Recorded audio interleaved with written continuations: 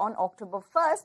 Now, the MeitY and DFS secretaries, they met to discuss the implementation mechanism and the rules going forward. Sumita, my colleague, is here with all the details here.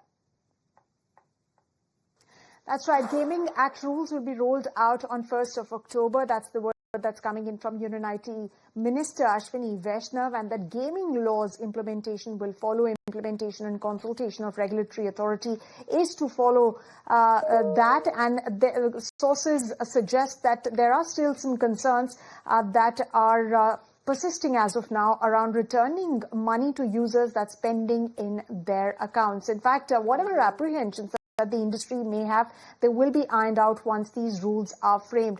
In fact, the Union IT Minister stated that after passing the law, once again, we engaged with the industry, we have engaged with the banks and practically all stakeholders possible, and we have finalized the rules. In fact, an authority will be created that will be tasked to create programs. In fact, secretaries of MeitY and DFS also met a couple of weeks back. They discussed implementation mechanisms and the fact that banks and fintech firms have requested timelines for back-end compliance mechanisms to settle in. There were discussions around transitional measures that were discussed, along with challenges which could come up as far as the implementation of these rules is concerned. In fact, banks and fintechs are looking at seeking specific and detailed guidelines from RBI. Remember, the Online Gaming Act was notified on August 22nd as the first central legislation to outlaw online real money games across the country, irrespective of whether they are classified as games of skill or games of chance. And it makes participation or offering of such games a cognizable and bailable offence.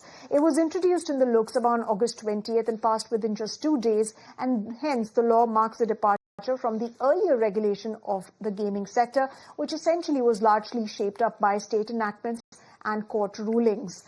Now, the key provisions of the Act include that not just perhaps recognition of the fact that these online real money games were causing significant harm to users, but also the fact that the government is looking at promoting and recognizing esports and social and educational games as well. So these two categories will be promoted. All right, so that's the latest coming up on the gaming bill. But let's move on to a stock that is going to be in focus today, and that's Vodafone Idea that will be in focus as it has petitioned the